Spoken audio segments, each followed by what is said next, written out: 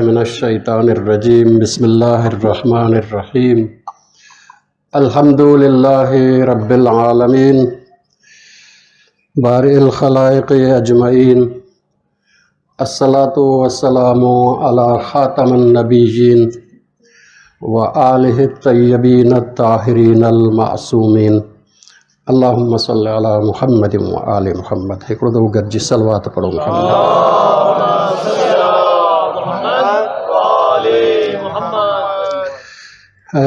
सवालात के हवाले से हिकिड़ो सवाल लिखत में आयल आहे, मुंहिंजी ख़िदमत में अर्ज़ कयां थो। इमाम हुसैन अलैहिस्सलातु वस्सलाम जे औलाद जे बारे में सवाल आहे त इमाम अलैहिस्सलाम के केतिरियूं धीअरूं ऐं केतिरा फ़र्ज़ंद हुया।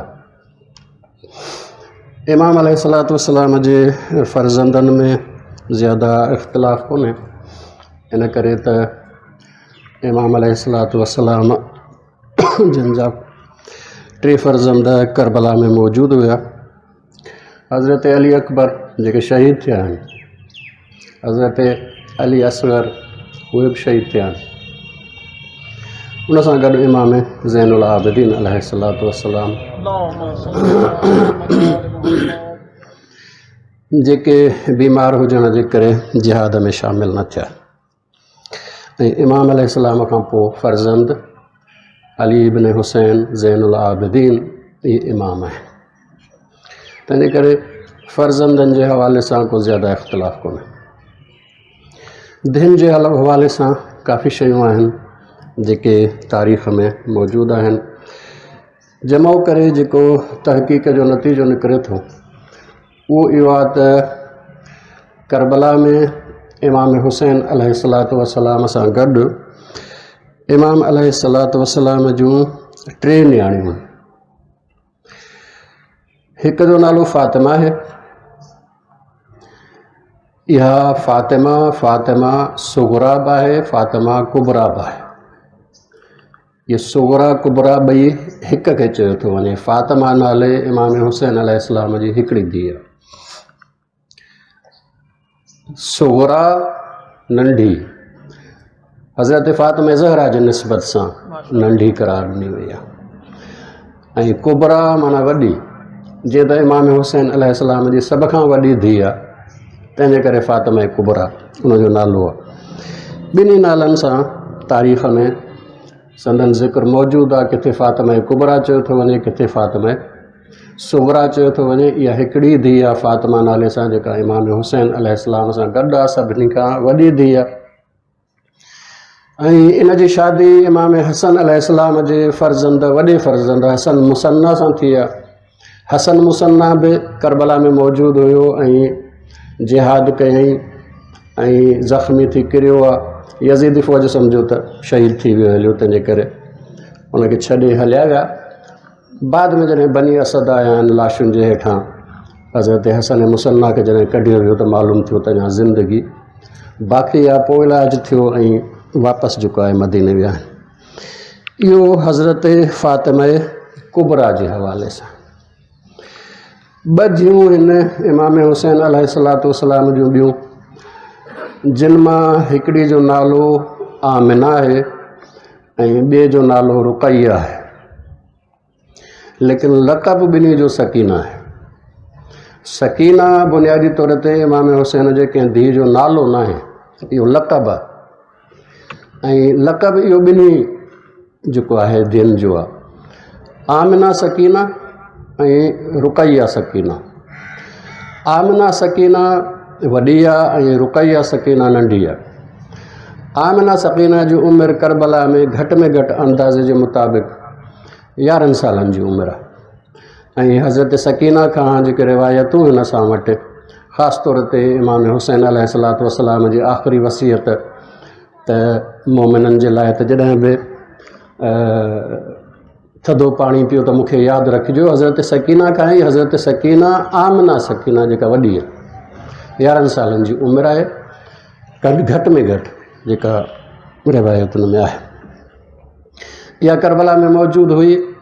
ऐं ॿी आहे रुक़ैया सकीना, उन जी उमिरि इहा 4 साल 5 साल चई वञे थी, जंहिंजो इंतकाल पोइ शाम में थियो आहे। शाम में जंहिं बीबीअ जो इंतकाल थियो आहे उहो रुक़ैया सकीना आहे। जॾहिं त ॿी सकीना जेका आमिना सकीना आहे उहा वापसि वरी मदीने ताईं आयूं आहिनि ऐं उन्हनि जी ज़िंदगी बाद में बि जेको आहे जारी रही आहे। तंहिंजे करे बुनियादी तौरु इहे टे धीअरूं आहिनि जिन जो ज़िक्र जेको आहे मिले थो। अलबत हिकु अधु ॿियनि धीअनि जो बि ज़िक्र मिले थो जंहिंजे लाइ इहो चयो वियो आहे त उहे नंढे लाइ उन्हनि जी वफ़ात थी वई हले, तंहिंजे करे वधीक कोई उन्हनि जो तस्करो कोन थो मिले। इसहाक़ नाले सां मिले थो या ॿियनि नालनि सां, हिकु या ॿ ॿियूं बि धीअरूं चयूं वञनि थियूं, लेकिन उन्हनि जो कोई तारीख़ में वधीक तस्करो कोन्हे। तस्करो इन्हनि टिनि धीअनि जो आहे, फ़ातिमा ऐं आमिना ऐं रुक़ैया। फ़ातिमा कुबरा बि इहा आहे, सुगरा बि इहा आहे, ऐं आमिना लक़ब सकीना आहे, रुक़ैया लक़ब सकीना आहे। इहो आहे मौला जे औलाद जे हवाले सां कुझु तस्करो। अगरि ॿियो को सवाल हुजे त भले करे वठो। जी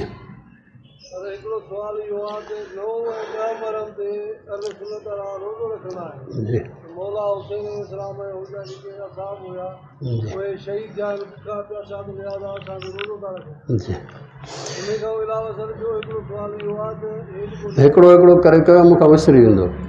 हा जी, हीउ जेको रोज़े जो मसइलो आहे त रसूल अकरम सल्लल्लाहु अलैहि वसल्लम जन आशूर जो रोज़ो रखंदा हुआ जेसि ताईं रमज़ान जा रोज़ा फ़र्ज़ न थिया हुआ। जॾहिं रमज़ान जा रोज़ा फ़र्ज़ थिया त पोइ आशूर जो रोज़ो रसूल अकरम छॾे ॾिनो हुयो। तंहिंजे करे इहा तर्क थियल रसूल अकरम जी सुन्नत आहे, या ईअं चइजे त इहा मनसूख़ थियल सुन्नत आहे जेका रसूल अकरम जन छॾे ॾिनी हुई जॾहिं 2 हिजरीअ में रमज़ान जा रोज़ा फ़र्ज़ थिया हुआ। तंहिंजे करे हीउ जेको कुझु कयो थो वञे इहो रसूल अकरम जे पंहिंजे ई छॾियल सुन्नत खे वरी जेको आहे उहो जारियो थो वञे। इहा वरी जेको जारी वई आहे इहो बनी उमैया जे ज़रिए जारी वई आहे ऐं इन्हनि इहो रोज़ो शुक्र जे हवाले सां राइज कयो ऐं मनसूब करे छॾियो रसूल अकरम सल्लल्लाहु अलैहि वसल्लम सां। जॾहिं असां अहले सुन्नत जा जेके मुहक़िक़ आहिनि उहे बि चवनि था त इहो रोज़ो सुन्नत कोन्हे को, इहो रोज़ो बाद में बनी उमैया जारी कयो आहे। तंहिंजे करे इहो आशूर जो रोज़ो मकरूह आहे दीनी लिहाज़ खां, न रखिजे। अलबत इहो आहे त सुबुह खां वठी असर ताईं जंहिंखे असां सिंधी में चवंदा आहियूं फ़ाक़ो, उहो कजे, खाइजे पीजे न। ऐं असर वक़्तु जॾहिं इमाम हुसैन अलैहिस्सलाम जी शहादत जो वक़्तु आहे उन वक़्तु इहो खोले छॾिजे बग़ैर रोज़े जे नियत जे। इन जो सवाबु आहे ऐं इन जो अजुर बि आहे। लेकिन जेको रोज़ो आहे सुबुह खां वठी शाम ताईं इहो रसूल अकरम जी तर्क कयल सुन्नत आहे। इहा रसूल अकरम जन जारी कोन रखी, तंहिंजे करे रसूल अकरम जंहिंखे छॾे ॾिनो हुजे उनखे उम्मत जे लाइ सुन्नत नथो चई सघिजे। जी साईं जो ॿियो सवाल हुयो। हाणे हींअर खां जीअं पहिरीं रमज़ान थिए थी उन खां उहे मुस्लमान जेके आहिनि इहे कब्रिस्तान जे ॿाहिरि पथर गॾु पिया रखनि, उहे पथर विझणा 9 ऐं 10 मरम इन जे बारे में थोरो कुझु। जी इन जे बारे में अॻु में बि मुंहिंजे ख़िदमत में अर्ज़ु करे चुको आहियां त इहो असांजे हिन बरे सग़ीर जी रिवायत आहे। इहो कंहिं जंहिंखे चइजे ज़ईफ़ रिवायत में अहले सुन्नत वटि बि मौजूदु कोन्हे। इहो सुन्नी कुझु जेको आहे उहो तासुब परस्त मौलविन जेको आहे उहो जारी कयो आहे ताकी पंहिंजे माण्हुनि खे मसरूफ़ रखनि कंहिं ॿिए पासे, ताकी उहे आज़ादारीअ जे पासे न अचनि। तंहिंजे करे कंहिं बि रिवायत में कोन्हे, न अहले सुन्नत जे ज़ईफ़ रिवायत में हुजे, न वरी हिन बरे सग़ीर खां ॿाहिरि अहले सुन्नत में को राइज आहे। किथे बि जेको आहे उहो राइज कोन्हे। इहो हितां जे मौलविन जी जेको आहे उहो बणायल सक़ाफ़त आहे त माण्हुनि खे मसरूफ़ रखियो वञे ताकी इहे आज़ादारीअ जी तरफ़ न वञनि। तंहिंजे करे अहले सुन्नत जे माण्हुनि खे अॼु जे दौर में बेदार थियणु घुरिजे ऐं इहे जेके रस्म व रवाज अहले बैत जे दुश्मनीअ में ठाहिया विया आहिनि इन्हनि में फासणु न घुरिजे। जी जेको ॿियो नंबर न्याणी जेको असां मोहरम में मेहंदी वग़ैरह जी रस्म कंदा जी या मौला हुसैन जी ॿियो नंबर न्याणी सां वाक़ई इहो जेको आहे सो मेहंदी वारो जी फ़ातिमा कुबरा जी शादी मदीने में थियल आहे, हज़रत हसन मुसन्ना सां थियल आहे। इन जी वरी ॿीहर शादी करबला में कराइण इहो ज़ुल्म आहे। हज़रत फ़ातिमा कुबरा जी शादी हज़रत क़ासिम जे वॾे भाउ हज़रत हसन मुसन्ना सां थियल आहे, मदीने में थी आहे। उहे ख़ुदि बि करबला में मौजूदु आहिनि। जॾहिं ख़ुदि बि करबला में मौजूदु आहिनि त उनजी वरी शादी कीअं थींदी? तंहिंजे करे इहो जहालत जे सबबु जेको आहे असां वटि जेके ख़तीब ऐं ज़ाकिर उन्हनि किसा मशहूरु करे छॾिया आहिनि। तंहिंजे करे इन्हनि खां परहेज़ बहितर आहे इहे हथरादू ठहियल किसा आहिनि। हज़रत क़ासिम जी कोई शादी कोन्हे, छो त करबला जेको आहे उहो शादीअ जो मक़ाम कोन हुयो, करबला क़ुर्बानीअ जो मक़ाम। हज़रत क़ासिम जी उमिरि बि जेको आहे 14 साल आहे, बालिग़ न आहे। आख़िर कहिड़ी ज़रूरत पई आहे जो उनजी शादी कराई वञे अहिड़े मौक़े में जंहिंमें क़ुर्बानीअ जो जेको आहे उहो मक़ाम आहे, इम्तिहान जो मक़ाम आहे, न कि शादीअ जो मक़ाम आहे। जी ज़ाकिरीन अक्सर पढ़ंदा आहिनि त शामे ग़रीबा जे वक़्त ते जरा बीबी साण परो पई ॾियनि त उन महिल मौला अली इस्लाम जामत थी, छा हिन जो हक़ीक़त न इन क़िस्म जी काई रिवायत असां वटि मौजूदु कोन्हे। अली अलैहिस्सलाम जो अचणु मौजज़ाती तौरु इहो नामुमकिन कोन्हे को, लेकिन रिवायत में मौजूदु किथे कोन्हे को। न वरी हज़रत ज़ैनब सलामुल्लाह अलैहा अहिड़े नमूने सां जेको आहे पंहिंजे बाबा सां शिकायत कई आहे, जंहिं नमूने सां ज़ाकिर पढ़ंदा आहिनि जो ॼण त हज़रत ज़ैनब सलामुल्लाह अलैहा इन इम्तिहान मां राज़ी न आहे, ॼण त नाराज़ थी लॻे इन इम्तिहान मां, तकलीफ़ थी अचेसि। ऐं इमाम अली अलैहिस्सलाम सां ॼण त शिकायत थी करे, ख़ुदा जे भाई इहा ज़ैनब जो मक़ाम न आहे, इहो बीबीअ जो मक़ाम न आहे।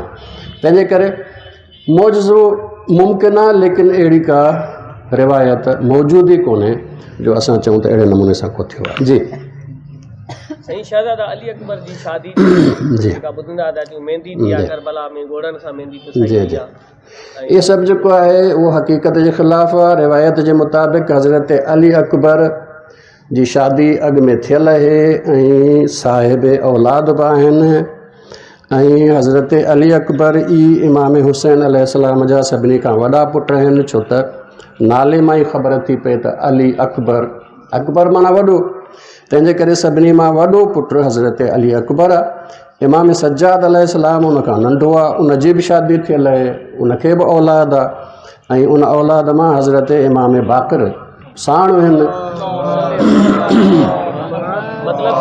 तंहिंजे करे हज़रत अली अकबर जी शादी न को इहो सफ़र में थी आहे, न को इहो करबला में थी आहे, इहो मदीने में अॻु में हज़रत अली अकबर जी शादी थियल आहे। हज़रत अली अकबर वॾो आहे, नाले मां ई ख़बर थी पए न अली अकबर। जीअं चयमि फ़ातिमा कुबरा, कुबरा आहे इन करे छो त इमाम हुसैन जी सभिनी खां वॾी धीउ आहे।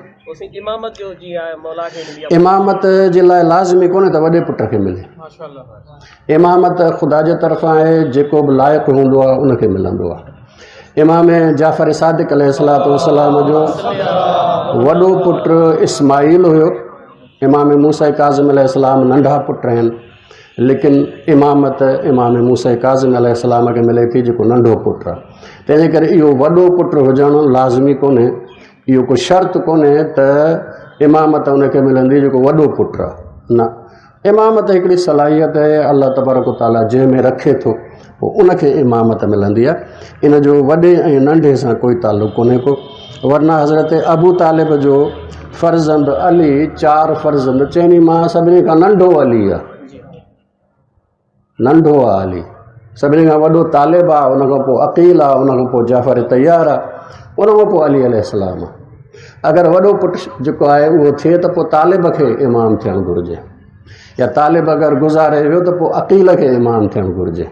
लेकिन न, इहो वॾे ऐं नंढे ते न आहे। उमिरि नंढी हुजणु वॾी हुजणु इहो मयार न आहे अलाह वटि। अलाह वटि जेको मयार आहे उहो इल्म ऐं इल्म सां गॾु इस्मत आहे। जंहिं वटि इल्म लदुनी आहे, जंहिंजे अंदर जूं अखियूं खुलियल आहिनि, जंहिंजे दिलि जूं अखियूं खुलियल आहिनि, उन्हनि ते इल्म इलाही जी बारिश थिए थी ऐं उन्हनि वटि इस्मत आहे। इहे इस्मत, मासूम हुजणु ऐं इल्म लदुनी जेको आहे, इहे शराइत आहिनि जंहिं वटि हूंदा आहिनि, उनखे अल्लाह तबारक व तआला इमाम बणाईंदो आहे। नंढे वॾे उमिरि जो कोई ताल्लुक़ कोन्हे। सलवात पढ़ो मोहम्मद वाले।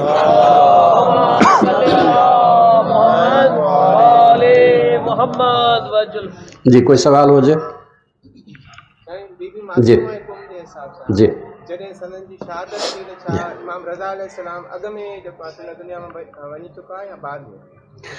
जी, ये तारीख़ जे हवाले सां काफ़ी मसाइल आहिनि। बहरहाल इहो आहे त इमाम रज़ा अलैहिस्सलातु वस्सलाम जी तरफ़ बीबी मदीने मां निकिती आहे मुलाक़ात जे लाइ, पंहिंजे भाउ जे मुलाक़ात जे लाइ। ऐं इमाम अलैहिस्सलातु वस्सलाम जन उन वक़्तु मर्व में हुया ऐं बीबी इहो सफ़र कंदे कुम ताईं पहुती आहे। मर्व अॻिते आहे, अञा काफ़ी फ़ासिलो आहे। मर्व हिन वक़्तु जेको मशहद आहे, इन जे उत्तर में हिकिड़ो पुराणो शहर हुयो जेको हिन वक़्तु कोई आबाद कोन्हे थो। हिन वक़्तु हुनजी आबादी जा निशान मिटिजी विया आहिनि। कुम खां मशहद ताईं इहो तव्हां फ़ासिलो अंदाज़न जेके ज़वार हूंदा उन्हनि खे ख़बर आहे। तंहिंजे करे एतिरो फ़ासिलो रहियल हुयो जो बीबी जेका आहे उहा सफ़र करे कुम ताईं पहुती ऐं इहो मर्व ताईं न पहुची सघी। तंहिंजे करे बीबी जी शहादत जेको आहे कुम में थी आहे। हिकु अधु रिवायत जे मुताबिक़ त बीबीअ ताईं पंहिंजे भाउ जे शहादत जी ख़बर बि पहुची चुकी आहे।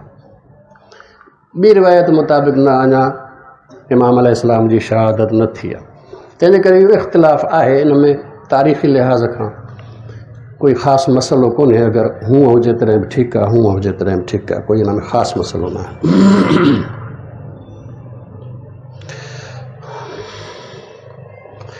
जी, सवाल थो कयो वञे त इमाम अलैहिस्सलाम जी विलादत आम इंसान वांगुरु थींदी आहे या उन में को ख़ुसूसियत आहे? इमाम अलैहिस्सलातु वस्सलाम जी विलादत आम इंसान वांगुरु न थींदी आहे। न इमाम अलैहिस्सलातु वस्सलाम जे माउ जे पेट में इमाम अलैहिस्सलातु वस्सलाम जो नुत्फ़ो इन नमूने सां ईंदो आहे जंहिं नमूने सां असां वटि जेको आहे आम इंसान जो आहे। इन में जेके रिवायतूं अहादीस आहिनि उहे अव्हांजी ख़िदमत में जेको आहे अर्ज़ु कयां थो। उन मां तव्हां जेको आहे उहो अंदाज़ो लॻाए सघो था। घणियूं रिवायतूं आहिनि, उन मां हिकु अधु रिवायत जेका मोतबर बि आहे ऐं उसूल काफ़ीअ में रिवायत आहे, उहा तव्हांजे ख़िदमत में अर्ज़ु कयां थो। तव्हां अंदाज़ो लॻाइजो। हिकिड़ो दफ़ो सलवात पढ़ो मुहम्मद वाले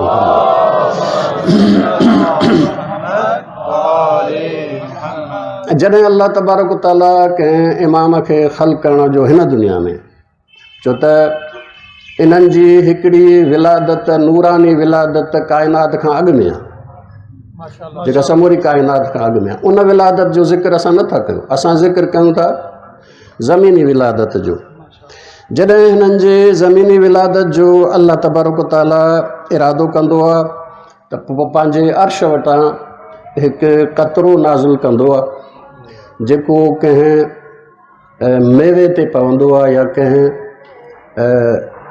मख़सूस शइ ते पवंदो आहे, जेको इमाम जो वालिद उनखे खाईंदो आहे या उनखे इस्तेमालु कंदो आहे। इहो इमाम जे जिस्म बणजण जो ज़रियो आहे। हाणे इहो इमाम जे वालिद ताईं अचे थो ऐं पोइ इहो मुंतक़िल थिए थो इमाम जे माउ ताईं। इमाम अलैहिस्सलातु वस्सलाम जे माउ जे अंदरि इहो जिस्म जॾहिं मुंतक़िल थिए थो, 40 ॾींहंनि खां पोइ इन जिस्म सां रूह जो ताल्लुक़ु थिए थो ऐं 40 ॾींहंनि खां पोइ इमाम पंहिंजे माउ जे पेट में आवाज़ बि ॿुधंदो आहे ऐं ॻाल्हाए बि सघंदो आहे, ॿाहिरि ॾिसी बि सघंदो आहे। जॾहिं इमाम अलैहिस्सलातु वस्सलाम जी माउ जे पेट में 4 महीना थियनि था त पोइ अल्लाह तबारक ताला रूह जो आख़िरी दर्जो जेको रूहुल क़ुद्स आहे उहो अता कंदो आहे। ऐं इहो रूहुल क़ुद्स उहो आहे जंहिंजे ज़रिए इमाम या नबीअ जो ताल्लुक़ु ख़ुदा सां थींदो आहे। तंहिंजे करे इहो माउ जे पेट में रूहुल क़ुद्स जो दर्जो अता थिए थो। ऐं पोइ जॾहिं विलादत थिए थी त विलादत बि ख़ुसूसी तौरु थींदी आहे, पाकीज़ा थींदी आहे। ऐं जीअं ई इमाम हिन ज़मीन ते पंहिंजो क़दम रखंदो आहे त इमाम पंहिंजो सर सजदे में रखंदो आहे ऐं अल्लाह जो सजदो कंदो आहे। इन वक़्तु आलम बाला मां अर्श मां आवाज़ ईंदो आहे जंहिं ते इमाम लब्बैक चवंदो आहे। पंहिंजे साॼो हथु बुलंद कंदो आहे, आङुर जेको आहे आसमान जे तरफ़ ऐं जेको आहे लब्बैक चवंदो आहे। इहो इमाम जी इन नमूने सां जेको आहे उहो विलादत ऐं हिन दुनिया में अचणु आहे। इन खां पोइ जॾहिं अॻियो इमाम हिन दुनिया मां वेंदो आहे त पोइ वरी रूहुल क़ुदुस जो आख़िरी दर्जो उहो इमाम खे अता थींदो आहे, नए इमाम खे। इहो जॾहिं रूहुल क़ुदुस जो आख़िरी दर्जो इमाम खे अता थींदो आहे त इमाम खे ख़बर पवंदी आहे त अॻियो इमाम हिन दुनिया मां वियो हलियो ऐं इहो मूं वटि जेको आहे इमामत मुंतक़िल थी आहे। तंहिंजे करे इहे हक़ीक़तूं आहिनि, इहे हक़ाइक़ आहिनि। इहो कोई ज़बानी न आहे त तोखे ॿुधायो वञे त अॼु खां पोइ तूं इमाम आहे, न, इहे हक़ीक़तूं आहिनि। इहे रूहानी ऐं नूरानी हक़ीक़तूं आहिनि जिन खे असां नथा सम्झी सघूं। असां जीअं त उन्हनि जे हक़ाइक़ खे नथा सम्झूं, तंहिंजे करे एतिरो चई सघूं था जेतिरो हुननि पाण ॿुधायो आहे। इन खां वधीक असांजे जेको आहे उहो सम्झ में शइ जेका आहे उहा न ईंदी। तंहिंजे करे इहो अहिड़े नमूने सां आहे। असांजी जेको विलादत आहे हिन दुनिया में उहा ॿिए तरह जी आहे, इमाम जी विलादत ॿिए तरह जी। जी जी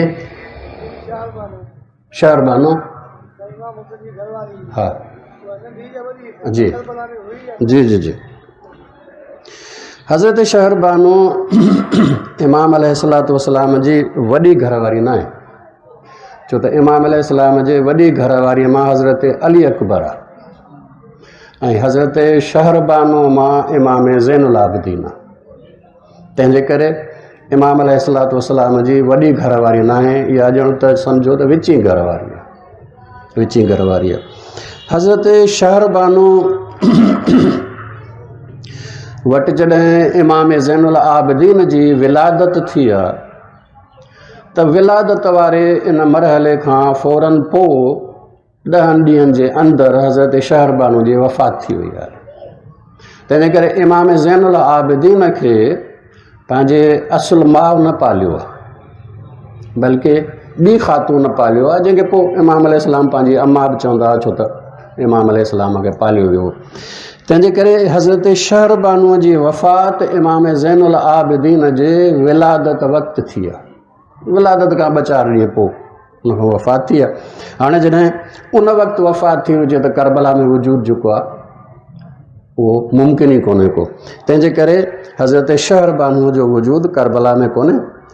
थी सघे थो शहरबानो नाले ॿी का ख़ातून हुजे अहल बैत जे घराणे जी, जंहिंजो वजूद करबला में हुजे, लेकिन इमाम हुसैन अलैहिस्सलाम जी घरवारी ऐं इमाम ज़ैनुल आबिदीन अलैहिस्सलाम जी माउ शहरबानो उहा करबला में मौजूद न आहे। जी सलवात पढ़ो मोहम्मद वाले मोहम्मद ते। कल्ह मां जे ख़िदमत में अक़ल जे हवाले सां ॻाल्हि कई आहे ऐं अर्ज़ु कयो हुयो त ही मजलिसूं अक़ल खे बेदार करण जे लाइ आहिनि। अंबिया खे अल्लाह तबारक व तआला मोकिलींदो इन करे आहे ताकी माण्हुनि जे अक़ल खे बेदार कनि ऐं बादशाह इन जो उबतड़ कंदा आहिनि, अक़ल खे सुम्हारींदा आहिनि, शऊर खे सुम्हारींदा आहिनि, माण्हुनि जे सम्झ खे हेठां कंदा आहिनि ताकी उन्हनि ते सवारी करे सघनि, उन्हनि खे इस्तेमालु करे सघनि। जॾहिं त अंबिया इंसान खे इस्तेमालु न कंदा आहिनि, बल्कि इंसान खे उहो रस्तो ॿुधाईंदा आहिनि जेको ख़ुदि इंसान जे फ़ाइदे में आहे। तंहिंजे करे उनजे अक़ल खे बेदार कंदा आहिनि, उनजे अक़ल खे इस्तेमालु करण जो तरीक़ो सेखारींदा आहिनि। अमीरुल मोमिनीन अली इब्न अबी तालिब अलैहिस्सलातु वस्सलाम रसूल अकरम जे लाइ रसूलनि जे लाइ फरमायो आहे नहजुल बलागा में त अल्लाह ताला रसूल खे मोकिले ई न करे थो लियुसीरू दफ़ाइनल उक़ूल, ताकि इहे अक़ल जा ख़ज़ाना जेके इंसान जे अंदर में ॼण त दफ़न थियल आहिनि, उनजे मथां मिटी पियल आहे, इहो ख़ज़ानो लभे कोन थो, इहो ख़ज़ानो इस्तेमालु कोन थो थिए। मालिक खे ई ख़बर न आहे त मुंहिंजे घर जे अंदरि इहो ख़ज़ानो मौजूदु आहे। नबी अचे इहो अक़ल जो ख़ज़ानो खोटे हिन खे ॿुधाए थो त तोखे हीअ शइ अल्लाह ताला अता कई आहे, हीअ नेमत अता कई आहे। नबीअ जो कमु इहो आहे। तंहिंजे करे हाणे नबी इहो अक़ुल इस्तेमालु करणु सेखारींदो आहे। तंहिंजे करे मजालिस में बि अक़ुल इस्तेमालु करणु सिखणु घुरिजे। इन में अगरि इंसानु ज़हन ते ज़ोर लॻाए ऐं निंड अचेसि तॾहिं बि मजलिस में इहा निंड बि भली आहे, या निंड बि मजलिस में भली आहे ताकि जेको आहे अकुल इस्तेमालु थिए। हाणे कल्ह मुंहिंजे ख़िदमत में कुझु हदीसूं पढ़ियूं जंहिंमें फरमायो वियो त इहो अकुल आहे जेको अलाह जो हुकुम मञींदो आहे, छो त अलाह खे हुकुम कयो, अलाह अकुल खे हुकुम कयो अॻिते आहे त अकुल अॻिते आयो, अलाह हुकुम कयोसि पोइते वञ त पोइते वियो, यानी अलाह जे हुकुम जो पाबंद आहे। अलाह जिते बि हुकुम कंदो अकुल जो बि उहो ई हुकुम हूंदो, जेको अकुल जो हुकुम हूंदो अलाह जो बि उहो ई हुकुम हूंदो। तंहिंजे करे इहो अकुल इंसान ते हुज्जत है अलाह जी, दलील आहे अलाह जे तरफ़ां। वरी सां तव्हांजे ख़िदमत में इहो बि अर्ज़ु कयो हुयो त दीन बे अकुल सां आहे ऐं हयाउ बि अकुल सां आहे। जिते अकुल हूंदो दीन बि उते ई हूंदो, जिते अकुल न हूंदो उते दीन न हूंदो। इहो ठीकु आहे असां नंढे लाइ जेका मुस्लमान में पैदा थिया त मुस्लमान थी वियासीं हलिया, इहो दीन जेको आहे उहो बग़ैर अक़ल जे आहे। अक़ल जे ज़रिए सुञाणो त दीन मूंखे इख़्तियार करणु घुरिजे या न घुरिजे। अगरि दीन इख़्तियार बि करणु घुरिजे त हेतिरा सारा दीन आहिनि, कहिड़ो दीन इख़्तियार कयां, इहो अक़ुल इंसान खे ॿुधाईंदो, इहो रहनुमाई अक़ुल कंदो। तंहिंजे करे जिते अक़ुल हूंदो सही दीन बि उते ई हूंदो ऐं जिते अक़ुल हूंदो हयाउ बि उते ई हूंदो। बेहयाउ असल में बेअक़ुल आहे, अक़ुल इस्तेमालु नथो करे, तंहिंजे करे हिन वटि हयाउ न आहे। हाणे इहो अक़ुल जेको आहे उहो इंसान खे नतीजो छा थो ॾिए, उहा बि तव्हांजे ख़िदमत में हदीस अर्ज़ु कई हुई त मा उबिद बिहिर रहमान वक़्तु सुबह बिहिल जिनान। इमाम जाफ़र सादिक़ अलैहिस्सलातु वस्सलाम जन इरशाद फरमायो, पाण इरशाद फरमायो त अक़ुल उहो आहे जेको इंसान खे इहो सेखारे थो त अलाह जी पंहिंजे मालिक जी बंदगी कर। बंदो थी कंहिंजो, पंहिंजे मालिक जो, तुंहिंजो मालिक ख़ुदा आहे, तंहिंजे करे उनजी बंदगी कर। इन बंदगी करण जो हुकुम अक़ुल थो ॾिए। ऐं नंबर 2 वक़्तु सुबह बिहिल जिनान, ऐं इंसान खे चवे थो त तूं जंहिं शइ लाइ कोशिशि करें उहा सिर्फ़ु ऐं सिर्फ़ु अलाह जे रज़ा जी जन्नत हुजणु घुरिजे। दुनिया जे लाइ पाण खे न विञाए, पंहिंजो अमल दुनिया जे कंहिं बि शइ जे एवज़ न विकिणो, कंहिं बि शइ जे एवज़ न विकिणो। तुंहिंजो अमल वॾो क़ीमती आहे, तुंहिंजी वजूद क़ीमती आहे।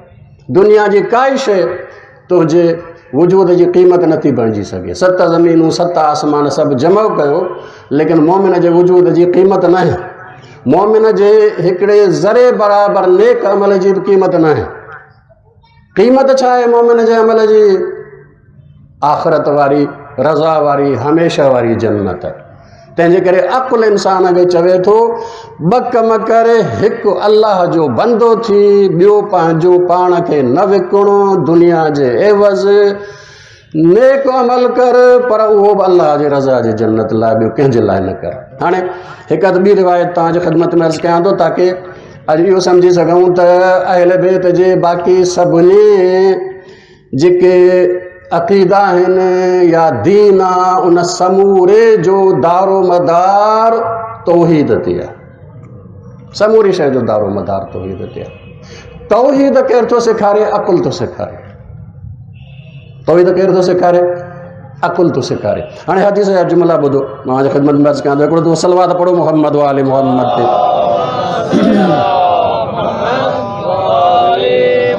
ये उसूल काफ़ी आहे, उसूल काफ़ी वठो, पंहिंजे ॿारनि खे पढ़ायो, पाण बि पढ़ायो। इंतिहाई ख़ूबसूरत तरीन हदीसूं आहिनि, इन करे त मासूम ज़बान में निकितल आहिनि। एतिरी हिकमत जो हीउ दरियाव आहे जंहिंखां असां परे आहियूं। ॾाहप जो दरियाव आहे जेको वहे थो पियो, लेकिन असां उन खां परे आहियूं। मौला इमाम जाफ़र सादिक़ अलैहिस्सलातु वस्सलाम जन फरमाइनि था इन अव्वलल उमूर व मबदउहा व कुव्वतुहा व इमारतुहा अल्लती ला यनफउ बिशैइन इल्ला बिहिल अक़्ल। सभिनी मामलनि मां पहिरियों मामिलो, सभिनी मामलनि मां पहिरियों मामिलो, हर शइ जी इब्तिदा, हर शइ जी तामीर उन शइ सां आहे जंहिंखां सवाइ पोइ इंसान खे का शइ फ़ाइदो नथी ॾेई सघे, ऐं उहो आहे अक़ुल। इंसान खे अगरि को फ़ाइदो मिलंदो त रहे अक़ुल खां पोइ। इंसान अगरि ज़िंदगीअ में सही क़दम खणंदो, पहिरियों क़दम खणंदो त रहे अक़ुल खां पोइ।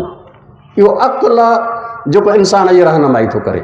अव्वल मामिलो अक़ुल जो मामिलो आहे। इंसान जी इंसानियत वाबस्ता हिन अक़ुल सां आहे। इंसान खे जेका इंसानियत ॾिनी वई आहे इहा क़ाइम अक़ुल ते आहे। अगरि अक़ुल न हुजे त इंसान कोन्हे को, अक़ुल न हुजे त इंसान कोन्हे को। मौला फरमाइनि था अल्लज़ी जअलहुल्लाहु ज़ीनतन लिख़ल्क़िही, इहो अक़ुल खे अल्लाह ताला इंसान जी ज़ीनत बनायो आहे। इंसान जी ज़ीनत अगरि आहे त छा सां? अक़ुल सां आहे। व नूरन लहुम, ऐं इहो अक़ुल हर इंसान जे वजूद जे अंदरि नूर आहे। जीअं इमाम ऐं नबीअ वटि हिकु आला दर्जे जो नूर हूंदो आहे, ईअं हर मोमिन वटि अक़ुल नूर आहे। मोमिन नूरानी आहे ऐं उनजो नूर छा सां आहे? इन अक़ुल सां आहे। इहो अक़ुल जो त चराग आहे जेको इंसान जे वजूद जे अंदरि जेको आहे ॿरे थो, रोशनी मुहैया थो करे, रस्तो ॾेखारे थो, ऊंदाही ख़तमु थो करे। तंहिंजे करे मौला फरमायो इहो नूर आहे। फ़बिल अक़्ल अरफ़ल इबाद ख़ालिक़हुम, इन अक़ुल जे ज़रिए ई बंदन सुञातो आहे त असांजो हिकिड़ो ख़ालिक़ आहे। ख़ालिक़ छा सां सुञाणबो? अक़ुल जे ज़रिए। जंहिं अक़ुल जे ज़रिए न सुञातो आहे त मुंहिंजो ख़ालिक़ आहे, उनजो अक़ीदो सदाईं कमज़ोर रहंदो। नारे तकबीर, नारे तकबीर, नारे रिसालत, नारे हैदरी। व अन्नहुम मख़लूक़ून, ऐं इन अक़ुल जे ज़रिए बंदन सुञातो आहे त असां मख़लूक़ आहियूं, असांखे ख़ल्क़ कयो वियो आहे, असांजो ख़ालिक़ आहे।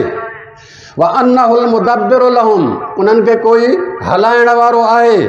व अन्नहुम मुदब्बरून, ऐं ही उहे आहिनि जिन खे हू हलाए थो। मूंखे बि को हलाइण वारो आहे। ही जहान मां कोन पियो हलायां। अगरि मां हलायां हा, असां इंसान हलायूं हा त अलाए कॾहिं बर्बादी ख़तमु थी चुको हुजे हा। अलाह थो हलाए, हलाइण वारो आहे जेको मूंखे बि हलाए थो, दुनिया खे बि हलाए थो। ठीकु आहे, जॾहिं जाॻां थो, मिसाल तौरु मां पंहिंजे इरादे सां थो हलां, जॾहिं सुतो पियो आहियां त मुंहिंजे वजूद खे केरु थो हलाए? हलाइण वारो आहे, हलाइण वारो आहे। व अन्नहुम मुदब्बरून, ऐं इंसान उहे आहिनि जिन खे हू हलाए थो। व अन्नहुल बाक़ी व हुमुल फ़ानून, ऐं इहो बि अक़ुल थो ॿुधाए त तूं फ़ानी आहे, हू बाक़ी आहे। तूं फ़ानी आहे, हू बाक़ी आहे। इंशाअल्लाह अर्ज़ कंदुसि दलील। ही मौला ॿुधाइनि था त अक़ुल नतीजो कहिड़ा कहिड़ा ॾींदो आहे जेकॾहिं इंसान अक़ुल इस्तेमालु करे त। वस्तदल्लू बिअक़ूलिहिम, ऐं इन अक़ुल जे ज़रिए ई हुननि जी रहनुमाई थी थिए। मा राओ मिन ख़ल्क़िही मिन समाइही व अर्ज़िही व शम्सिही व क़मरिही, जॾहिं इंसान ॾिसे थो ज़मीन, आसमान, सिज, ही चंड, व लैलिही व नहारिही, कॾहिं ॾींहुं कॾहिं राति, कॾहिं चंड थो उभिरे, कॾहिं सिज थो उभिरे, कॾहिं ॾींहुं कॾहिं राति, ज़मीन, आसमान। अन्न लहुम ख़ालिक़न मुदब्बिरन, इन्हनि सभिनी जो हिकिड़ो ख़ालिक़ बि आहे, हलाइण वारो बि आहे। छा जे ज़रिए मालूम थींदो? अक़ुल जे ज़रिए। अक़ुल जे ज़रिए, अक़ुल जे ज़रिए ख़बर पवंदी त सिज पाण ई कोन पियो हले, हिनखे हलाइण वारो आहे। चंड पाण ई कोन पियो हले, हिनखे हलाइण वारो आहे। ही ॾींहुं ऐं राति पाण ई कोन पिया अचनि, हिनखे आणण वारो आहे। केरु ॿुधाईंदो? अक़ुल ॿुधाईंदो इंसान खे। लम यज़ल वला यज़ाल, ऐं इहो बि अक़ुल ॿुधाईंदो त उहो ख़ालिक़ हमेशह रहियो आहे, हमेशह रहंदो, उनखे फ़ना न आहे, हमेशह रहियो आहे, हमेशह रहंदो। व अरफ़ू बिल हसन मिनल क़बीह, ऐं इंसान इन अक़ुल जे ज़रिए ई कुझु शयूं सुञाणंदो आहे त हीअ शइ भली आहे, हीअ बुरी आहे। भलाई ऐं बुराई बि हिकु हद ताईं अक़ुल ॿुधाईंदो आहे।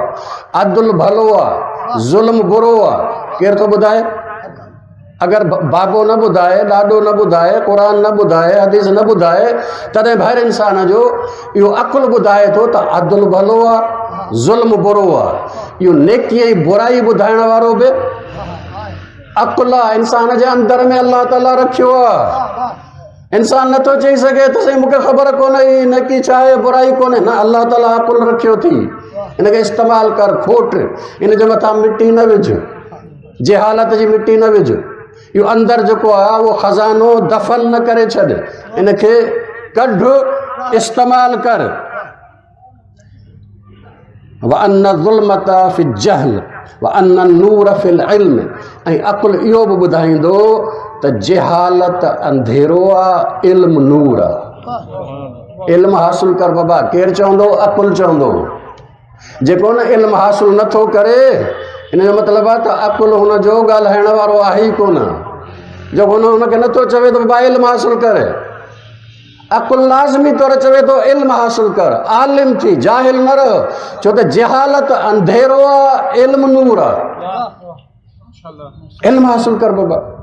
सही हुकूमतूं स्कूल बंदि पिया आहिनि, बाबा पाण ख़र्च कर, पंहिंजो खाधे ते ख़र्च करे थो, पीते ते ख़र्च करे थो, लटे कपिड़े ते ख़र्च करे थो। जॾहिं पोइ तूं जिस्म जे ख़ादम ते, जिस्म जी ख़िदमत करे थो, उन ते ख़र्च करे थो, त रूह जी बि ख़िदमत कर। रूह जी ग़िज़ा इल्म, तंहिंजे करे इल्म हासिल कर, पंहिंजो ख़र्च कर। हाणे जेको आहे उहो मौला फरमाइनि था, मौला खां सवाल कयो वियो, सवाल ॿुधिजो। जॾहिं एतिरे क़दुरु मौला फरमायो, सवाल करण वारो चए थो फहल यक्तफिल इबाद बिल अक़ल दून गैरही, छा पोइ बंदे खे हाणे अकुल खां सवाइ ॿिए कंहिं शइ जी ज़रूरत न आहे? बसि सिर्फ़ु अकुल काफ़ी आहे बंदे जे लाइ? छो त मौला एतिरे क़दुरु जो तारीफ़ कई अकुल जी, त हाणे उहो पुछे थो त साईं इहो भला अकुल काफ़ी आहे, बसि ॿियो कुझु न खपे इंसान खे? हर शइ अकुल रहनुमाई कंदो या ॿी बि शइ खपे थी? हाणे मौला जेका जवाबु ॾिनो, ज़रा गौर फरमाइजो। मौला फरमाए इन्नल आक़िल लिदलालतिही अक़्लिही अल्लज़ी जअलहु अल्लाहु क़िवामहु व ज़ीनतहु। मौला फरमायो इहो अकुल ई इंसान खे वरी रहनुमाई मुहैया थो करे, जेको ज़ीनत बि आहे, जेको इंसान जी इंसानियत बि आहे। अन्नल्लाह हुवल हक़, अल्लाह आहे, अल्लाह आहे हक़, व अन्नहु हुव रब्ब, उहो ई रब्ब आहे। व आलिमा अन्न लिखालिक़िही महब्बतन व अन्न लहू कराहतन, ऐं अकुल इहो बि ॿुधाए थो त तुंहिंजो ख़ालिक़ कुझु शयुनि खे पसंदि करे थो, कुझु शयूं हुनखे नापसंदि आहिनि।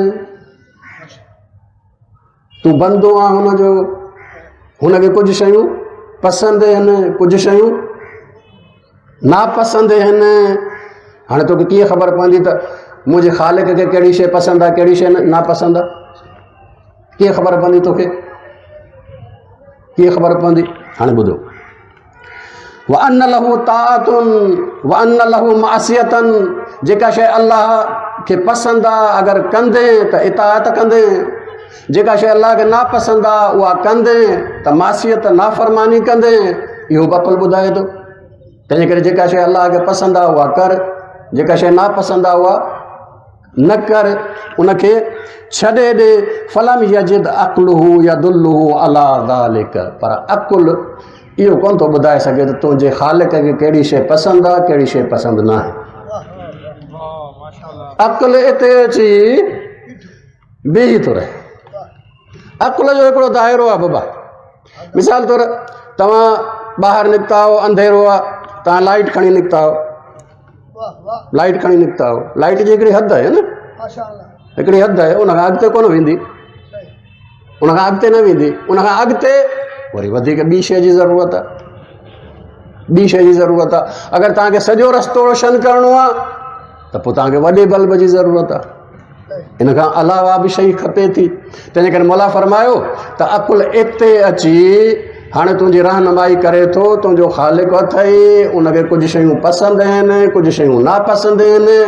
जेके शयूं पसंदि आहिनि उहो कंदे त इताअत थींदई, न कंदे त नाफ़रमानी थींदई। हाणे पंहिंजे ख़ालिक़ खां पुछ त कहिड़ियूं शयूं पसंदि आहिनि, कहिड़ियूं शयूं नापसंदि आहिनि।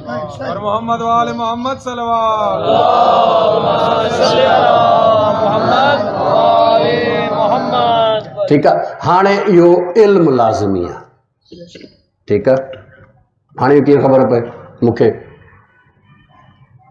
त मुंहिंजे ख़ालिक कहिड़ी शइ पसंदि आहे कहिड़ी शइ पसंदि न आहे।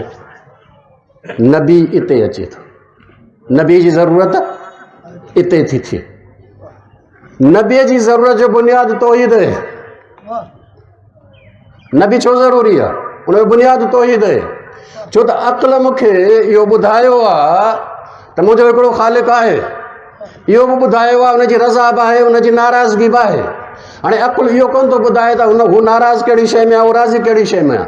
तंहिंजे करे कोई हुजे जेको अलाह वटां पैगाम खणी मूं ताईं पहुचाए ऐं ॿुधाए त अलाह हिन शइ में राज़ी थी, हिन शइ में नाराज़ थी, इन जो नालो नबी आहे। इन जो नालो छा आहे? नबी आहे। नबीअ जो नबूवत जो जेको बि अक़ीदो आहे उनजो बुनियादु बि तौहीद आहे। उनजो बुनियादु छा आहे? तौहीद आहे। हाणे मां वधीक इन में इबारतूं न पढ़ंदुसि, वधीक सुभाणे पढ़ंदुसि छो त घणियूं इबारतूं पढ़ण बि जेको फ़ाइदेमंद कोन्हे। लेकिन बहरहाल इमामत जो बुनियादु बि तौहीद आहे।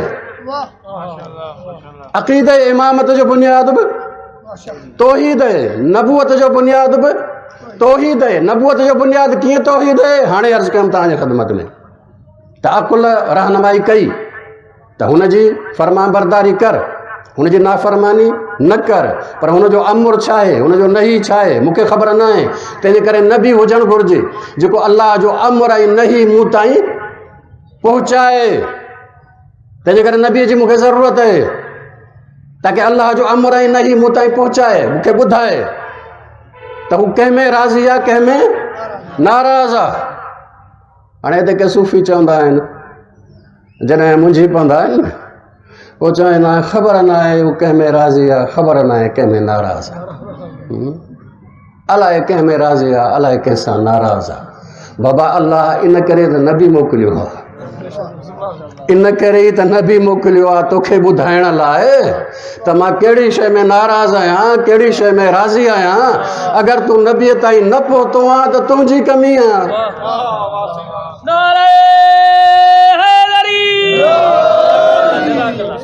तंहिंजे करे इहो चवण त अलाए कहिड़ी शइ में राज़ी आहे साईं, अलाए कहिड़ी शइ में नाराज़ आहे, न बाबा इहो रज़ा ऐं नाराज़गी ॿुधाइण लाइ त हुन नबी बणाया आहिनि, रसूल बणाया आहिनि ताकी तोखे ॿुधाए त मां हिन में राज़ी आहियां, हिन में नाराज़ आहियां।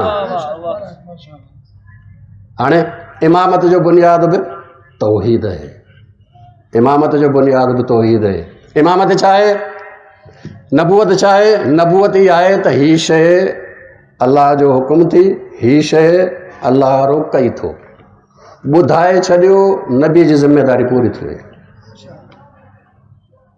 अलाह चवई थो अदल कर, ज़ुल्म न कर, पाड़े वारे जो हक़ अदा कर, वालिदैन जी इताअत कर, वालिदैन जो एहतराम कर, वालिद जी नाफ़रमानी न कर, वालिद जी बेअदबी न कर। नबी इहो ॿुधायो वमा अल रसूल इल्लल बलाग, रसूल जी ज़िम्मेदारी पूरी थी वई, बाबा तव्हां ताईं पुॼाए छॾी। पर हाणे केतिरा हूंदा, केतिरा हूंदा? नबीअ पहुचायो, थी सघे थो जेको आहे उहो 60-70% उन ते पाण ई अमल कनि जेको नबीअ ॿुधायो आहे। नबीअ चयो वालिदैन जो एहतराम कर, थी सघे थो ॿुधण वारनि मां 60-70% वालिदैन जो एहतराम कनि, पर 30% थी सघे थो न कनि। इहे जेके न कंदा उन्हनि जे लाइ छा आहे? जेके न कंदा उन्हनि जे लाइ छा आहे? उन्हनि खे आज़ादी आहे? जी न, आज़ादी कोन्हे बाबा। अलाह जिते 4 किताब नाज़िल कया आहिनि उते हिकिड़ो डंडो बि नाज़िल कयो आहे, उते हिकिड़ो डंडो बि नाज़िल कयो आहे। जीअं कंहिं सिराइकी शाइर जे मुताबिक़ उतलू लथियां 4 किताबां, 5वां लथे डंडे, जहिड़ा कम न किता 4 किताबां उहो किता डंडे।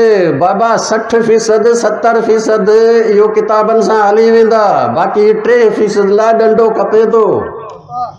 तंहिंजे करे अल्लाह तबारक तआला फरमायो अनज़लनल हदीद फीह बासुन शदीद, असां तलवार खे नाज़िल कयो आहे, लोह खे नाज़िल कयो आहे जंहिंमें सख़्ती आहे। इहा सख़्ती कंहिंजे लाइ आहे? हिन 30% लाइ। हिन 30% लाइ। इहो तलवार कंहिंजे हथ में ॾिनी आहे? तलवार कंहिंजे हथ में ॾिनी आहे? तलवार नबीअ जे हथ में कोन्हे, छो त नबीअ जी ज़िम्मेदारी छा आहे? पहुचाए छॾियई। ये तलवार कंहिंजे हथ में आहे? इहा तलवार इमाम जे हथ में आहे। ये तलवार इमाम जे हथ में आहे, ताकि अल्लाह जे उन्हनि हुक्मनि खे नाफ़िज़ करे जेके अल्लाह ॾिना आहिनि। ईअं न आहे त अल्लाह ताला हुक्म ॾेई छॾिया, हाणे दुनिया में हलनि न हलनि अल्लाह जो उन सां ताल्लुक़ आहे ई न।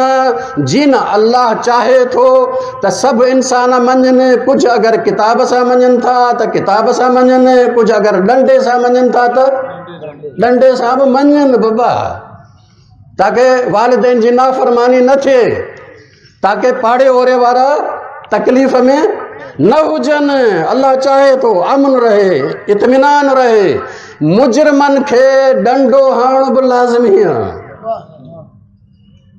जुर्म करे तो डंडो लाज़मी आहे। हाणे कंहिंखे हक़ आहे? इमाम खे।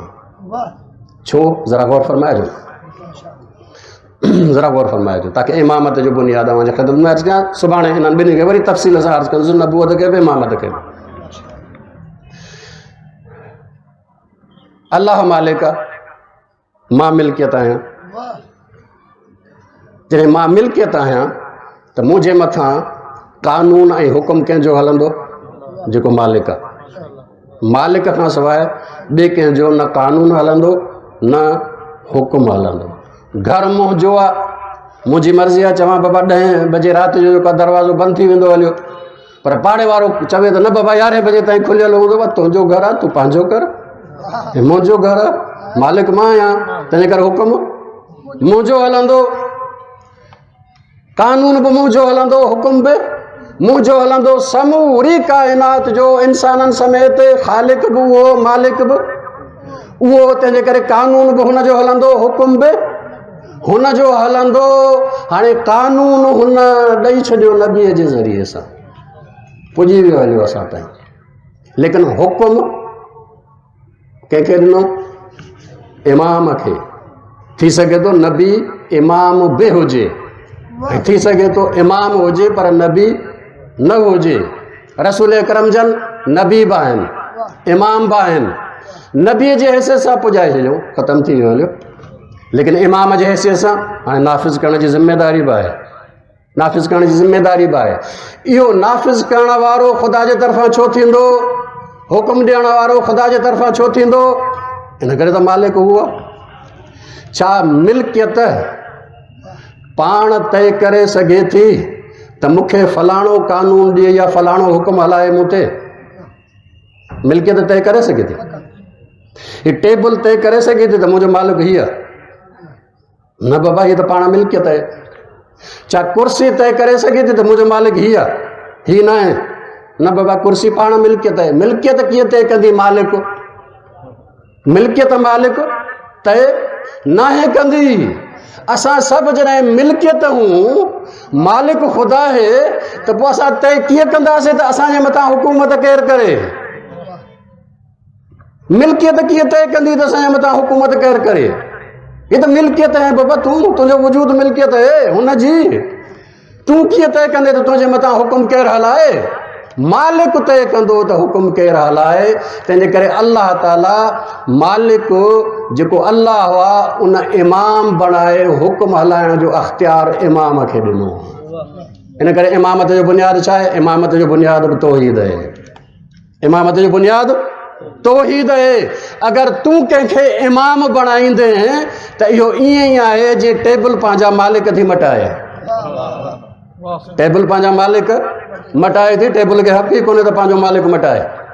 टेबल अॼु चए त मां हिन जेको आहे उन मालिक जे मिल्कियत में नथी रहां, छो त शाम मूंखे उस में छॾे वियो, तंहिंजे करे मां पाड़े वारे जी मिल्कियत में थी वञा।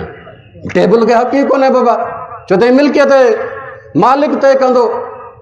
मालिक अल्लाह हुआ, तंहिंजे करे हाकिम बि अल्लाह तय कंदो। इहो इमाम अल्लाह तय कंदो त तव्हांजे मथां हुकुम केरु हलाए। तौहीद आहे, तौहीद आहे। तंहिंजे करे नबूवत जो बुनियाद बि तौहीद, इमामत जो बुनियाद बि तौहीद, हत्ता के क़यामत जो बुनियाद बि तौहीद। क़यामत जो बुनियाद बि तौहीद सिर्फ़ु इशारो थो कयां, सिर्फ़ु इशारो। इंशाअल्लाह सुभाणे वज़ाहत सां मुंहिंजे ख़िदमत में अर्ज़ु कंदुसि। सलवात पढ़ो मोहम्मद वाले मोहम्मद ते।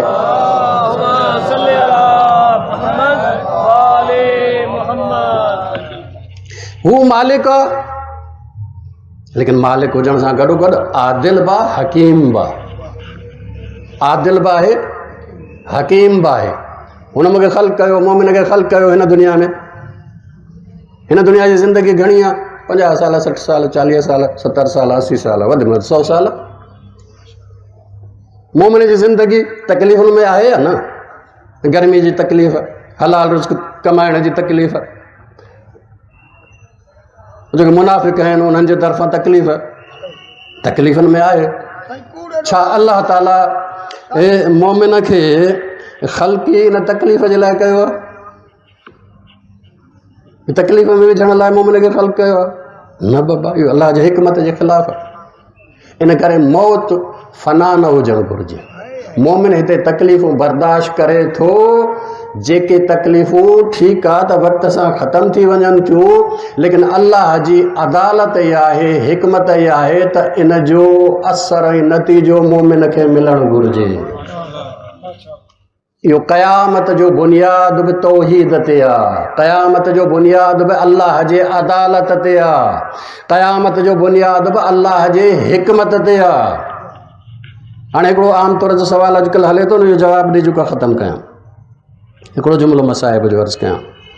अल्लाह जूं सिफ़तूं घणियूं आहिनि, रहमान बि आहे, रहीम बि आहे, करीम बि आहे, सत्तार बि आहे, गफ़ार बि आहे, गाफ़िरु ज़ंब बि आहे, घणियूं सिफ़तूं। लेकिन इन्हनि सभिनी सिफ़तुनि ते वरी जेके हावी सिफ़तूं आहिनि ॿ आहिनि, हिकिड़ी अदालत, ॿी हिकमत। अदालत हिकमत। अल्लाह रहम करे थो, पर रहम बि हिकमत सां कंदो, अदालत सां कंदो। अल्लाह करम करे थो, पर करम बि अदालत जे तहत कंदो, रहमत बि इन हिकमत जे तहत कंदो। अल्लाह तबारक तआला इंसान खे नेमतूं ॾिए थो, इहे नेमतूं बि अदल जे तहत मिलंदियूं ऐं अल्लाह जे हिकमत जे तहत मिलंदियूं। हाणे उहो सुवालु मूं हले थो, बाबा छा अल्लाह ताला कुदरत रखे थो त हज़रत मूसा अलैहिस्सलाम खे नऊज़ बिल्लाह जहन्नम में मोकिले ऐं फिरौन खे जन्नत में मोकिले? पोइ इनखे हेठि बि लाहे था अचनि, अॻिते बि खणी था अचनि। छा अल्लाह में कुदरत आहे त नऊज़ बिल्लाह इमाम हुसैन खे जहन्नम में मोकिले ऐं नऊज़ बिल्लाह यज़ीद खे जन्नत में मोकिले? कुदरत आहे। हिते घणा फाथल आहिनि जिन खे अल्लाह जे सिफ़तुनि जो इल्मु न आहे। सिफ़ात ख़ुदा जे इल्म जो नालो इरफ़ान आहे। अल्लाह जे सिफ़तुनि जे इल्म जो नालो छा आहे? इरफ़ान। ऐं आरिफ़ हर को न थींदो आहे, आरिफ़ हर को न थींदो आहे। अल्लाह जो आरिफ़ हर को न थींदो आहे, तंहिं करे फाथल आहिनि। जेकॾहिं चवनि था त अल्लाह जी कुदरत में न आहे, तॾहिं बि फासनि था। जेकॾहिं चवनि था अल्लाह जी कुदरत में आहे, तॾहिं बि फासनि था। ॿिन्ही तरफ़ खां फासंदा न। अगरि अल्लाह खे इहा कुदरत आहे त नऊज़ बिल्लाह हज़रत मूसा खे जहन्नम में मोकिले ऐं फिरौन खे जन्नत में मोकिले, त पोइ असां इहे सभु जेको आहे नेक अमल छाजे लाइ था कयूं? उहो अल्लाह जी मर्ज़ी अदा थी सघे थो नेक अमलनि खां पोइ बि जेको आहे जहन्नम में मोकिले छॾे। पर जेकॾहिं चवनि था अल्लाह जे कुदरत में ई कोन्हे, त अल्लाह जी कुदरत महदूद थी वई हली। होॾों बि फासनि था, होॾों बि फासनि था। जेके न अहल बैत जे दरवाज़े तां वेंदा ऐं दीन अहल बैत जे दरवाज़े तां हासिल न कंदा, उहे यकीनन फासंदा, उहे यकीनन फासंदा। अहल बैत ॿुधायो आहे,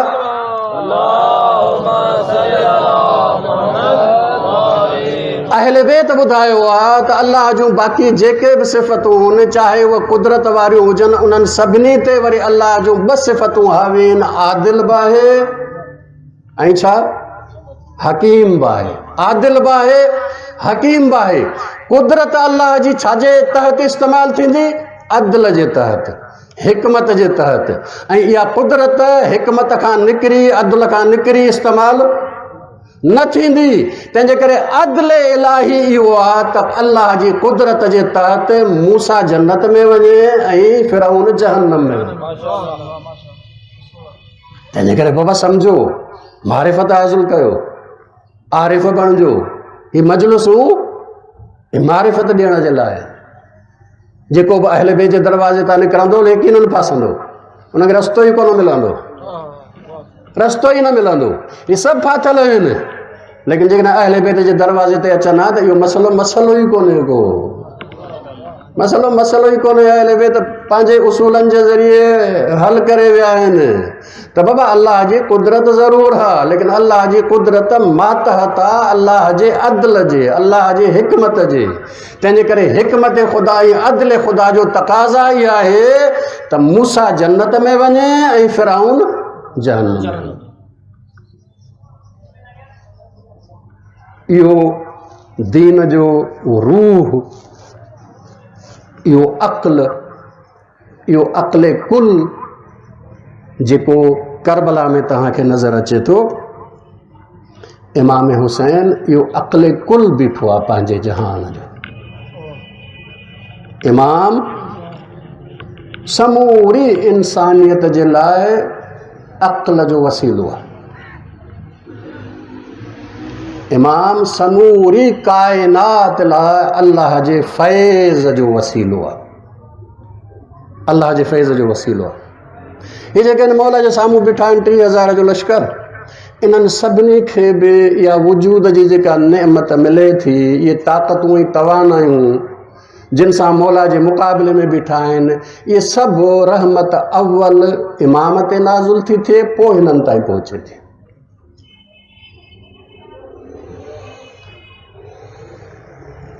सभु जेके बीठा आहिनि, इन्हनि सभिनी जो वजूद हिन हुसैन जे सदके में, इन्हनि सभिनी जूं तवानायूं हिन हुसैन जे सदके में आहिनि।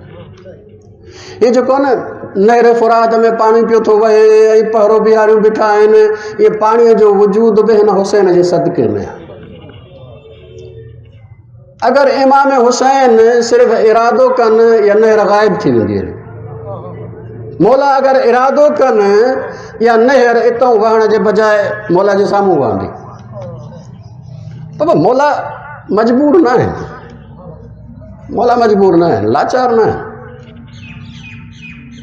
मौला सभु मुसीबतूं पंहिंजे इख़्तियार सां क़बूल कयूं आहिनि ऐं साॻे नमूने सां मौला सां जेके साथी आहिनि उन्हनि बि जेके बि तकलीफ़ूं बर्दाश्त कयूं पंहिंजे इख़्तियार सां। वरना इमाम हुसैन सभिनी खे इजाज़त ॾेई छॾी, वञी सघो था, लेकिन जेके बीठा आहिनि पंहिंजे इख़्तियार सां। एतिरे क़दुरु जो अगरि तकलीफ़ ज़रे बराबरि बि अचनि थी, पंहिंजे अख़्तियार सां था बर्दाश्त कनि, पंहिंजे अख़्तियार सां। बेपरी जो वक़्तु थियो, मौला खे कंहिं यादि ॾियारियो, मौला बेपहरी जो वक़्तु थियो आहे, मौला आसमान जी तरफ़ ॾिठो, ॾिसण खां पोइ फरमायो वाक़ई बेपहरी जो वक़्तु थियो आहे। ए सईद तो नमाज़ यादि ॾियारी आहे, अल्लाह तोखे नमाज़ गुज़ारनि मां करार ॾे। मौला हुकुम ॾिनो त इजाज़त वठो त नमाज़ पढ़ूं, इजाज़त न मिली। हाणे मौला जा कुझु साथी मौला जे पोयां बीठा आहिनि, कुझु मौला जे दिफ़ा था कनि। ही सईद जेको आहे इहो मौला जे साम्हूं अची बीठो, इहो मौला जे साम्हूं अची बीठो आहे। मौला कोन बीहारियो अथसि, मौला कोन चयो अथसि तूं मुंहिंजे साम्हूं अची बीह, पंहिंजे इख़्तियार सां आयो आहे, पंहिंजे इख़्तियार सां आयो आहे। छो त हिन खे इहो क़बूल न आहे त मुंहिंजे हूंदे कोई तीर मौला खे लॻे, मुंहिंजे हूंदे कोई पत्थर मौला खे लॻे, मां ज़िंदा हुजां ऐं मौला खे तकलीफ़ पहुचे, मूंखां बर्दाश्त नथो थिए। पंहिंजे इख़्तियार सां साम्हूं अची बीठो आहे। मौला ख़ौफ़ जी नमाज़ पढ़ी आहे, बरकातूं बरकातूं बरकातूं ख़तमु मौला कयूं आहिनि। ऐं हीउ जेको सईद बीठो हुयो, इन जे बि इहा इश्क़ जी नमाज़ पूरी थी। ज़मीन ते किरियो ऐं इहो उन्हनि कुझु सहाबियुनि मां आहे, मौला जे शहीदनि मां आहे, जंहिंजो सर मौला पंहिंजे गोद में रखियो। हर कंहिंजो सर न आहे, हर कंहिंजो सर मौला जे गोद में न आहे। कुझु आहिनि शहीद जिन जो सर मौला पंहिंजे गोद में खयो। इहो शहीद बि आहे, मौला हिन जे सर जो का पंहिंजे गोद में खयो। बाद में ख़बर पए थी, रिवायत चए थी, जॾहिं इन जे जिस्म मां तीर कढिया विया त पत्थरनि, नेज़नि ऐं तलवारुनि जे निशान खां अलावा 13 तीर पेवस्त हुया। जंहिं पासे खां तीर अचे थो, हीउ पंहिंजो सीनो थो ॾे, पंहिंजे इख़्तियार सां, पंहिंजे इख़्तियार सां, पंहिंजे इख़्तियार। जंहिं पासे खां पत्थर थो अचे, पंहिंजो सीनो थो। 13 तीर कढिया विया आहिनि हिन जे जिस्म मां। जेकॾहिं वधीक अचनि हा त वधीक बि हिन जो सीनो हाज़िर हुयो। ये तीर खुटी विया आहिनि, हिन जो सीनो अञा बि हाज़िर आहे, अञा बि हाज़िर आहे। मौला हिन जो सिर पंहिंजे गोद में रखियो आहे। मौला हिन जे चेहरे तां मिटी साफ़ कई आहे। हाणे हीउ ॾिसे थो मौला जे चेहरे जे तरफ़। सिर्फ़ु हिकिड़ो जुमिलो आहे, मौला छा मां वफ़ा जो हक़ अदा कयो? आ वफ़ायत, मौला छा मां वफ़ा कई? मौला फरमायो, हा सईद, तो वफ़ा कई आहे, तो वफ़ा जो हक़ अदा कयो आहे। अंत अमामी फिल जन्नह, सुभाणे जॾहिं मां जन्नत में वेंदुसि त तूं मुंहिंजे अॻियां अॻियां हूंदे। अगरि ही इख़्तियार सां मौला जो साथी तो बणिजे, दिफ़ा करण वारो तो बणिजे, त हुसैन बि अता करण वारो आहे। मौला फरमाए थो, सुभाणे जॾहिं मां जन्नत में वेंदुसि त मूंखां अॻु में, मुंहिंजे अॻियां अॻियां तूं हलंदे। अॻु में तूं जन्नत में वेंदे, पोइ मां जन्नत में वेंदुसि। हिकिड़ो इहो साहबी आहे। हिकिड़ो ॿियो आमिर इब्न कुर्ज़ा, आमिर इब्न कुर्ज़ा, कुर्ज़ा इब्न कअब रसूल अकरम जो साहबी आहे। जंगे बदर खां वठी रसूल अकरम सां गॾु रहियो। इन खां पोइ अली अलैहिस्सलाम जो सहाबी आहे, जंगनि में रहियो आहे। 51 हिजरी में हिन जी वफ़ात थी वई। इन जो पुटु आहे अम्र, जेको हुसैन जो सहाबी आहे, जेको इमाम हुसैन जो सहाबी आहे। जिहाद में रहे थो, लेकिन हिन जा 2 कम आहिनि। हिकिड़ो कमु इहो आहे त कॾहिं कॾहिं लश्कर ते हमिलो थो करे, वरी जेकॾहिं ॾिसे थो त केरु इमाम हुसैन जे तरफ़ थो वञे त उहो हमिलो छॾे मौला जे दिफ़ा में थो अची बीहे। हिकिड़े ई वक़्त में 2 कम थो करे, हमिलो बि करे थो, इमाम जो दिफ़ा बि करे थो, पंहिंजे इख़्तियार सां, पंहिंजे इख़्तियार सां। रिवायत चवे थी त इहो कॾहिं हमले में ज़ख़्मी थियो, कॾहिं मौला जे साम्हूं आयो, तीर लॻसि तॾहिं ज़ख़्मी थियो। हिकिड़ो दफ़ो इनखे एतिरा तीर लॻा जो मौला जे साम्हूं किरियो आहे, ॿिया मैदान में किरिया आहिनि। हीउ मौला जे नज़रुनि जे साम्हूं ज़मीन ते किरियो आहे। जॾहिं ज़मीन ते किरियो आहे, रिवायत चए थी इन जो मौला सिर पंहिंजे जेको आहे झोलीअ में रखियो। इन बि साॻियो सवाल कयो आहे, मौला छा मां वफ़ा कई? छा मां वफ़ा कई? हिननि खे फ़िक्र सिर्फ़ु इहो आहे, ईअं न थिए जो मुंहिंजे वफ़ा में का कोताही रहिजी वञे, मुंहिंजे वफ़ा में का कोताही रहिजी वञे। छा मां वफ़ा कई आहे? मौला साॻियो जवाबु ॾिनो, तूं वफ़ा जो हक़ अदा कयो आहे। ऐं इहो अम्र इब्न कुर्ज़ा मौला जे झोलीअ में इन जो रूह परवाज़ करे। वापसि मोटो, सईद जो मौला जे सर में, मौला जे झोलीअ में सर। ख़तीब आले मोहम्मद में जुमिलो मौजूदु आहे। हिकिड़ो दफ़ो सईद चए थो, मौला मूं महसूसु कयो आहे कोई मुंहिंजे पेशानीअ ते हथु घुमाए रहियो आहे। मौला फरमायो, सईद सलाम पेश कर, मुंहिंजो नाना रसूलुल्लाह आहे, मुंहिंजो नाना रसूलुल्लाह आयो आहे। थोरी देरि खां पोइ सईद चयो, मौला मूं महसूसु कयो आहे कोई साॼो बाज़ू मुंहिंजो दॿाए रहियो आहे। मौला फरमायो, मुंहिंजो वालिद, मुंहिंजो बाबो अली आयो थी, मुंहिंजो सलाम पेश कर। थोरी देरि खां पोइ सईद चयो, मुंहिंजो कोई खाॿो बाज़ू दॿाए रहियो आहे। मौला फरमायो मुंहिंजो भाउ हसन आयो हिकिड़ो चयो मौला मां महसूस कयां थो मुंहिंजे पेरनि जे पासे कोई अचे वेठो आहे। मौला फरमायो सईद पेर ॿिए पासे कर, मुंहिंजी अम्मा ज़हरा आई थी। सईद पेर ॿिए पासे कर। अजीब आहे सईद जो इस्तक़बाल, अजीब आहे सईद जो इस्तक़बाल। हुसैन सां वफ़ा करण जो हक़ जंहिं अदा कयो उनजो इस्तक़बाल ई हो आहे जो मुहम्मद रसूलुल्लाह इस्तक़बाल थो करेसि, अली वलीउल्लाह इस्तक़बाल थो करेसि, फातिमा ज़हरा इस्तक़बाल थी करेसि। ऐं जन्नत में जॾहिं वेंदो त हुसैन जे अॻियां अॻियां वेंदो। अला लानतुल्लाहि अला क़ौमि ज़ालिमीन। सयअलमुल लज़ीना ज़लमू अय्य मुनक़लिबिन यनक़लिबून। अल्लाहुम्मा कुल्ल वलिय्यिकल हुज्जत इब्नुल हसन सलवातुका अलैहि व अला आबाइहि फ़ी हाज़िहि स्साअति व फ़ी कुल्लि स्साअ वलिय्यन व हाफ़िज़न व क़ाइदन व नासिरन व दलीलन व आइना हत्ता तुस्किनहु अर्ज़क तौआ व तुमत्तिअहु फ़ीहा तवीला। अल्लाहुम्मा सल्लि अला मुहम्मदिन।